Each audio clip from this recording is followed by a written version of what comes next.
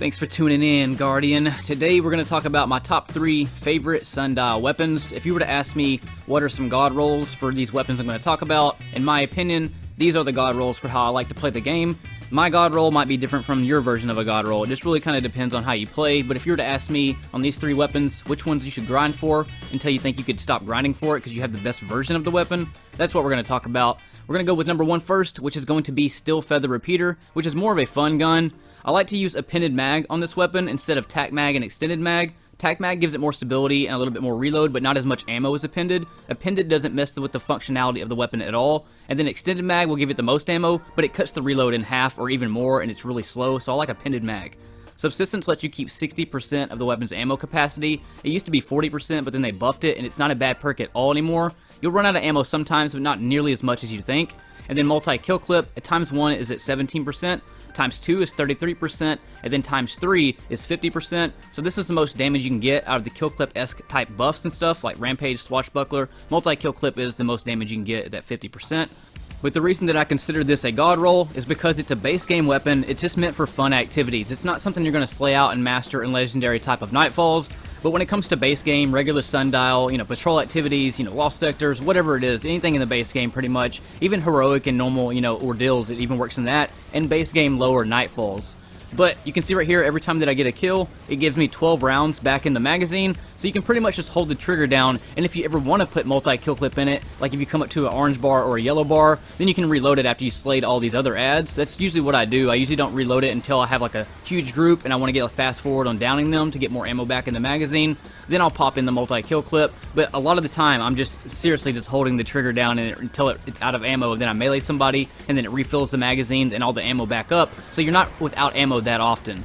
The only thing I don't like about this gun is I wish that it had polygonal rifling to control the kick a little bit more. I have rifled barreling, and I wish it had a stability masterwork or even a range masterwork. Range really does help on auto rifles, but you gotta have a balance of stability and range to really make them usable. This one just doesn't reach out that far, but it's still okay, and like I said, it's just a fun weapon to use. It's not meant to slay out with, it's really just meant to have a great time playing strikes or whatever. I'm really only a fan of weapons that have really fast time to kill and tons of agility, so when it comes to auto rifles, I normally don't use them a lot. I think to make them keep up with the pace of other weapons, to make me use it as a viable option over like a fusion rifle or a shotgun or a hand cannon or something, I think they still need around a 25 to 30% more buff. But the majority of that buff needs to go to the body damage, because on console, trying to remain on a crit area, especially at any type of range, is almost impossible. You just kind of have to go where the weapon wants to go and correct it along the way. So I think that they buff the body damage of these weapons around like 40% more, and then the crit shot around 20 to 25, maybe even 30% more. I think that sets them at a great pace. I know that kind of screws up with PvP and things like that, but honestly, PvE and PvP need to have their own separate balances. They don't need to be on the same playing field. Like Uriel's Gift is really great in PvP, but then you go to a Master or Legendary Nightfall, something like that, and then Uriel's Gift has trouble downing really any kind of target, unless it's a match game with Arc Shield on or something like that. But when it comes to like a yellow bar or anything, it just doesn't really keep up that well, and that's why I would rather use a more viable option that has more damage and more stability and more range and just more agility to where I can maneuver around harder tier activities. This is the Timeline Vertex, the Torch HS3 scope that I always talk about. This gun has no perks on it except for Snapshot. You can see how it just magnetizes from target to target. And that goes back to why I would never choose an energy auto rifle or an energy SMG, because getting that kind of power, especially with the agility that that weapon has and the on the move just from ad to ad, time to kills, I mean, you can't really just beat Timeline Vertex in a lot of situations.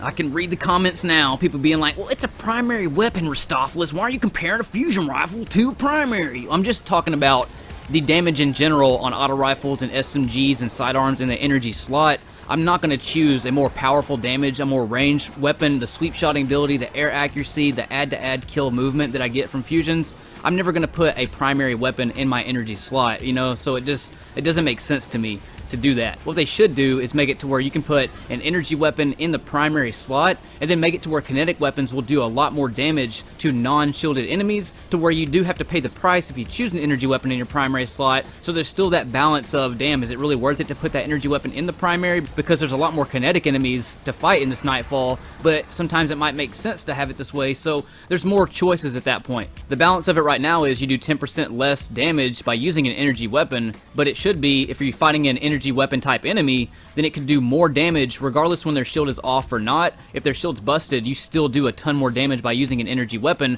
versus using a kinetic weapon. So the balancing and the building and the whole options at that point go to a whole nother level.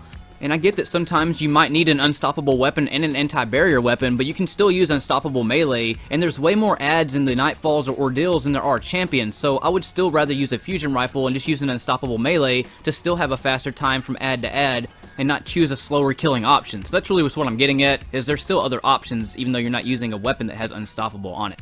But going back to Stillfeather Repeater, if you want a good primary auto rifle that you never have to reload, I think this is the best god roll version of it for PvE combat. It doesn't really need Feeding Frenzy because the reload's already great on it, and you have all that damage as well, so if you want to throw hundreds of rounds out without reloading, this is an ultimate fun run and gun weapon for any base game activity.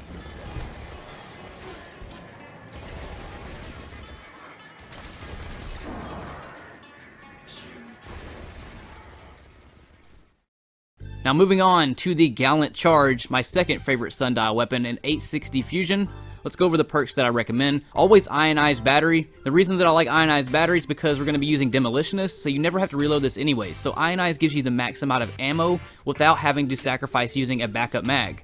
Whenever you're using demolitionist on an energy fusion rifle, it takes 16 seconds off the grenade recharge, so around 4 kills and you have your grenade back. Then you throw the grenade and it reloads the weapon. And then rampage, you can also get multi-kill clip on this, but I don't like reloading this slow reloading fusion rifle, and rampage makes the most sense because add to add, you just keep ramping up that damage, you keep getting your grenades back, you don't ever have to reload the weapon and still do a lot of damage. And it also, because you're using ionized battery, it allows you to put an Icarus grip on this. If you didn't know, Icarus grip on bows and on fusion rifles have lingering effects, which means when you're just doing your short jumps around the map, just hopping around, or if you're all the way in the air, whenever you land, you still have a little bit of lingering effect, which makes the bolts stay together and gives you a lot more accuracy whether you're using a bow or a fusion rifle.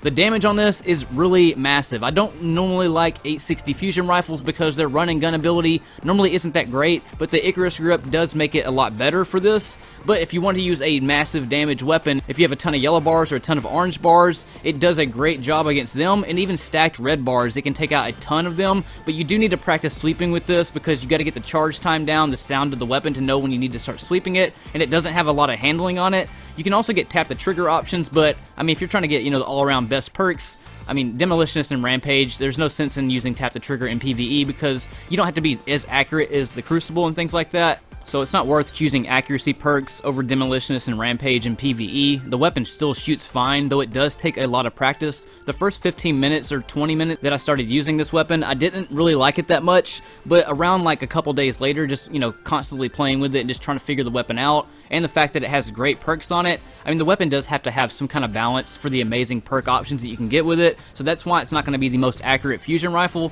but for the fact that you can get these type of options and it's still decent for accuracy, that's what makes it the greatest 860 fusion in the game, in my opinion. I don't like loaded question and things like that. I would rather have a Rampage and Demolitionist option over the loaded questions Reservoir Burst, because the Reservoir Burst, in my opinion, doesn't get procced in great situations as often as people like to think that it does, especially in speed kill options. You're just not going to proc it that much. If you're doing a solo activity, of course you can situate yourself to make that and go out of your way to make that perk work, but naturally, from add to add, speed killing and things like that, when other people are firing with you, you're going to see very little situations where Reservoir Burst is actually getting procced, especially if you're on a team of other speed killers that, know its strategy and know how to get what they're doing. This weapon just has, ultimate recharge abilities and damage, and like I said, if you want to do multi-kill clip on this, you can get the most amount of damage with it, but multi-kill clip lasts like, 4.5 seconds, and then it's over with, and then you got to go back to reloading it and get another multi-kill clip in it, so it's just a lot of chore to get that damage out.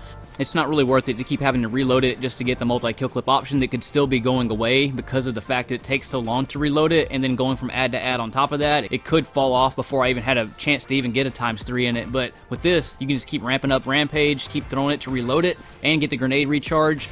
If I could choose a second option with it, I wish that I had Handling Masterwork and then Lead from Gold with Demolitionist and Ionized Battery. Lead from Gold gives you a ton of ammo with it that I didn't realize that I had so much ammo until I got this version. So either or, whether you're doing Rampage or Lead from Gold, those are the two versions that I think are just the ultimate run and gun options for this fusion.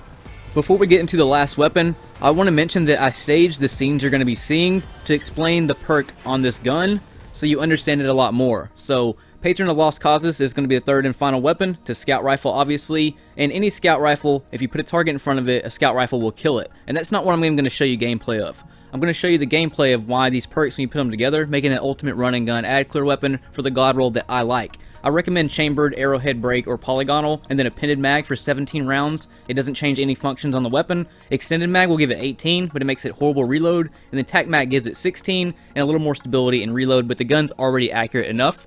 The second perk option is going to be Mulligan. Mulligan will return rounds from the magazine. Whenever you're shooting at targets and you miss them, you have a chance to get it back. So having 17 rounds plus Mulligan is really beast on here. It averages out to where you get around 20 rounds per clip when you're running and gunning the way that I like to fight with scout rifles whenever I'm not doing long range targets, and that's what we're really going to be talking about. So know that some of the scenes that I'm going to be showing you, it is staged to show you the situations I'm talking about whenever you're doing higher tier activities. But 20 and 25 rounds with Mulligan, and then the last perk option is going to be the explosive rounds. If you haven't seen my best scout rifles for Season of Dawn, a 200 RPM scout rifle would do more damage than a 180 RPM scout rifle without explosive rounds, but a 180 with explosive rounds will actually do the most damage. But the gameplay I'm going to show you isn't going to be some long range, just, scout rifle shots that every scout will hit. I'm going to be jumping around a lot and staging these situations to show you the agility and the accuracy and just the mulligan proccing when you do explosive damage, starting with this clip right here. So just watch as I'm running here and I jump in the air, and then I'm hitting the target with every shot, but you'll notice the ones that are hitting the feet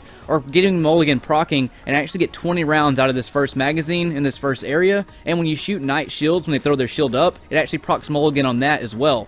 So really what I'm getting at with the clips you're going to be seeing is the amount of accuracy and agility and the ammo that I get just by running and gunning with this weapon. Like when you're jumping towards targets and shooting at their feet, or trying to shoot them in general, if you're missing those shots, it's pretty much like free damage you get because you're not wasting your round because it gets refunded to you. So you get around 20 to 25 rounds depending on the situation.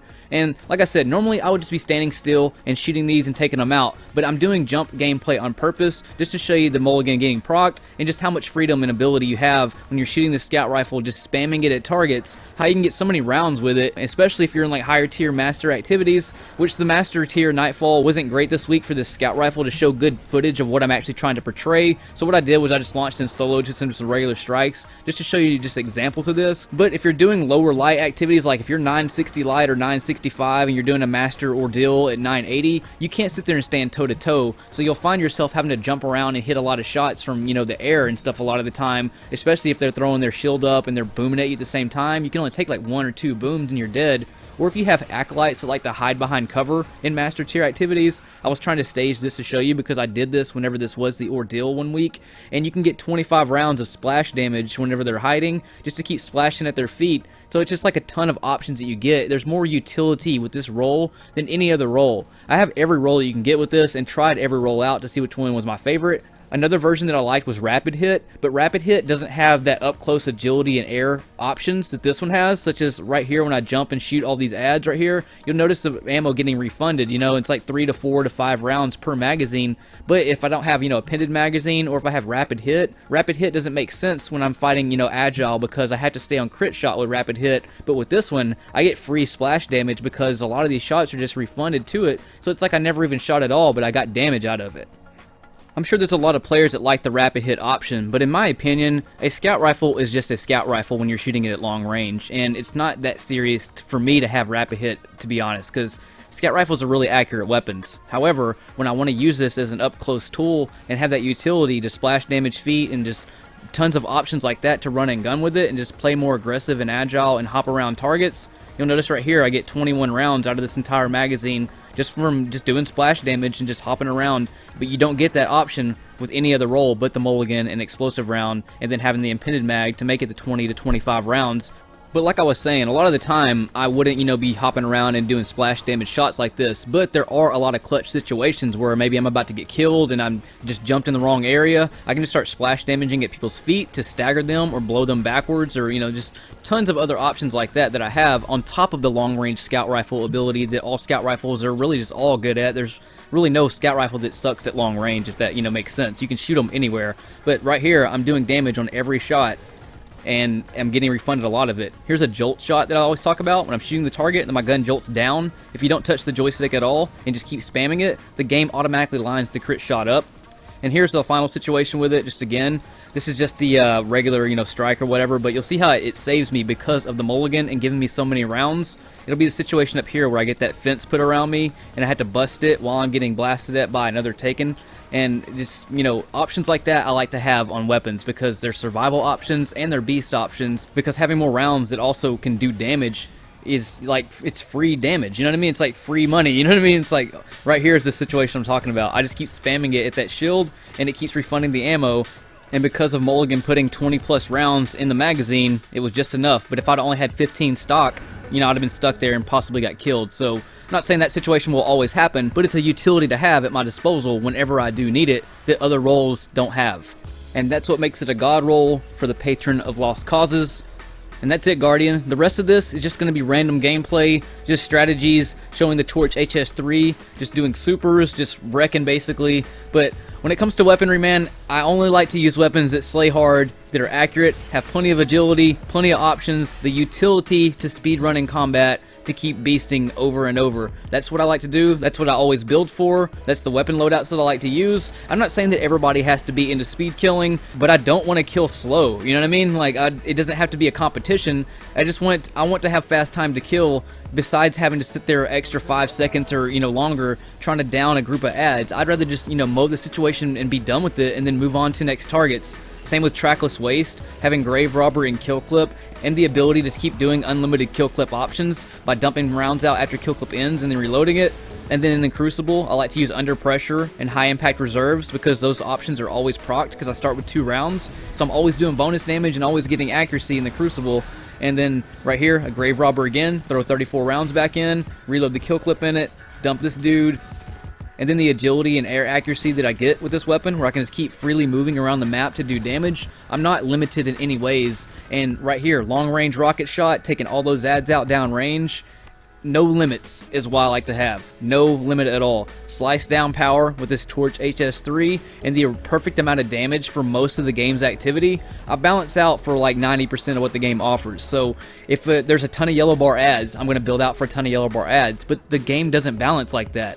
The way that situations are in the game is you have majority of red bar ads mixed with a little bit of orange bar and very few yellow bars. So when I'm trying to build out for speed clearing and my add-to-add differences, I'm not going to build out for targets that I rarely ever see. I'm going to build out for targets that I see most of the time so that I'm speed killing. And when I used to be competitive in speed killing, it was always faster than somebody else. I might be slowed down on very few targets, but I like to keep my movement going forward all the time without having to stop and wait on a target, or like that sidearm review that I just did yesterday. I don't want to stop and charge that or deal with that slow reload. I want to keep constantly pushing forward the entire time without having to get behind cover very often or at all, really. And when I have ads spawning, being able to predict the situation that's happening and being able to load out the fastest way possible to take the situation out, which is why I use Sleepless with the Field Prep and Cluster. I use great recharge exotics. I use fusion rifles for that long range damage and multi-kill options to sweep shot kill enemies. I use Grave Robber on some guns depending on the activity that I'm using. Always explosive rounds. My hand cannon with Better Devils, always explosive rounds with that. And if I'm doing up close, threat detector with that explosive round on Better Devils. I use, weapons that have agility and accuracy and the perfect amount of damage that isn't overkill damage, but just enough damage to get it through the situation as fast as I can to keep going through majority of the situations that I'm going to be facing. Right here, rocket, field prep reload, rocket again. I know that other Shrieker's about to start blasting, so I field prep reload. I have no delay in my rocket shot, so I can immediately turn and be on target and take any situation out that I'm faced with. Long range again, same reason the fusion rifle, sweep shotting, fast charge, enough charge, not overkill charge. There's no sense in me using an 860 charge in most of the game when most ads are taken out with the same number of shots than an 860 will. So the balance of how it all works out is what I'm always trying to get at, and that's why I'm still competitive in speed killing. Even though speed killing doesn't exist anymore, I'm always still building out for it as though it does. That was the entire reason behind my Devil's Ruin, is because I'm sick of Bungie creating these exotics that have no speed kill properties, and it's been like Lumina, and it's, been Last Word, and then, all these other exotics are coming out with Deathbringer. They're just so slow weapons that it anxes me out because I want to go so fast, but these weapons have a limit to them and how fast they're able to push. I know you can wear Mechaneers, with the Hunter and things like that, but still, the limitations with that sidearm are way slow compared to other options that I like to use, regardless if it's an unstoppable weapon or if it's for the Crucible. You know, I think that they've made enough Crucible weapons. I think it's time to now start making some more beast weapons that people who like to speed clear can use, you know, over like having to rely on these other type weapons that we've been using. Like, I'm still using a lot of the same weapons that I used when Forsaken launched because there's no faster weapons in those weapons. So whenever a new exotic comes out, that was really what that review was about, was like, damn, here's another exotic that I can't enjoy using because people that like to slay out don't want to use weapons that make them go slower. And that's what was all behind that review. And people that, you know, who are just joining my channel or who have never heard about speed killing in Destiny or know that Destiny 1 used to be a speed killing environment, they don't understand really anything that I'm talking about when it comes to add clear speed and like speed kill times and how, you know, difference in building and difference in your weaponry, those milliseconds add up when you're constantly going from ad to ad, and the times to kill each ad and the balance of it all and the calculation you have to know the type of enemy that you're going to be fighting and the majority of enemy you're going to be fighting, so your kill numbers are higher than somebody else and your times are faster than somebody else. I might slow down a little bit when I get to like an anti-barrier or an unstoppable champion, but I gain so much faster times from ad to ad. All those seconds add up, so by the time that I get to my end clear screen, I've gained so much time in all those ads. I've accrued so many points from all the kill numbers. If you don't know what I mean by points, in Destiny 1, each kill and each type of kill tallied up a total score worth of points, and you'd also get medals for like doing cool combos like rocket fusion sweep combos to super combos. If I threw a rocket and super to negate the rocket blast damage while I, you know, hovered over a ton of enemies and did that, I would get a tactical medal for that, and it also dropped me heavy ammo for that, and I'd get a ton of points for it. So all this stuff used to matter in the game, and it's no longer in the game because it's all built for casuals nowadays and for people that don't like to be competitive. But there's still a ton of competitive players in this game that like to speed kill and be fastest on their team, regardless if somebody likes it or not. And that's what this channel is about. It's about being able to beast and go fast. So if you're coming from somebody else's channel that was never a part of speed killing or knows nothing about it, and their review is different than mine's coming from a speed kill perspective, not because of it's a cool gun, you know, with some cool effects on it.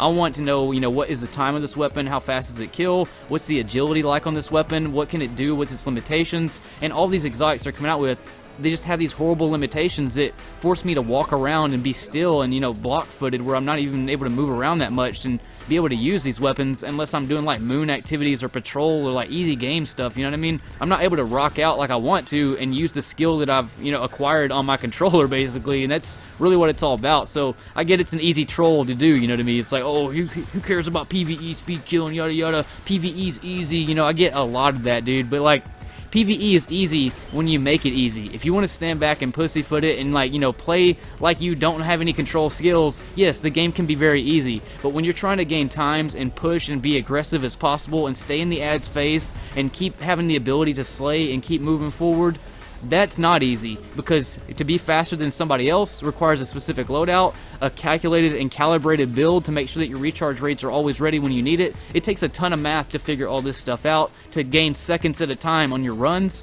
and that's really what I'm trying to get at with all this stuff on my channel. So it's not for everybody, but for some people it might be, and that's, you know, that's what I like to do in the game, is speed clear and become beast. So hopefully that helps you out, Guardians. I'll be making some more reviews, some more build videos coming up, but if you want to hit subscribe, I'd highly appreciate it. Join our Beast Squad to support the channel, or you can shop at teespring.com/Ristopheles/become-beast.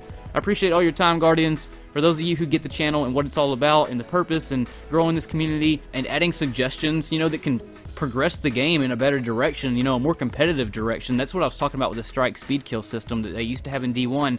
That needs to be implemented back into the game. And when I was talking about gathering tokens for doing those medals and cool kill combos, it'd be awesome if those medals were worth, you know, your faction token that you chose for that week. Maybe you could change from, you know, Dead Orbit to New Monarchy from week to week. And during that entire week, for all the medals and, you know, strikes and stuff that you did, you could turn it in and grab loot for it, kind of like Iron Banner. We could have a strike speed kill league where it's like you go in, you race your competitor at speed killing, most points, most medals and stuff like that, and then the winner of that strike, the most great performance, will get a better reward than somebody else who just ran past everything and didn't kill anything and didn't, you know, help out at all, pretty much, you know what I mean? So if they brought more competitiveness into the base game and then added on, tack on stuff like the, you know, the Season of Dawn things or the Shadow Keep or the Menagerie, you know, those side-on events, if they added those on top of the base games, the Iron Banner, the Trials of Osiris, the PvE Strike League, if they had all this stuff in the game, mixed with this new stuff that they want to keep building. That's really what I'm getting at, man. I just think the game just needs that extra element to make it a more beast game, besides just reskinning a whole bunch of year 1 weapons and trying to sell Eververse ornaments back to everybody. That's just what I'm trying to get at. I want to make this a greater game for everybody,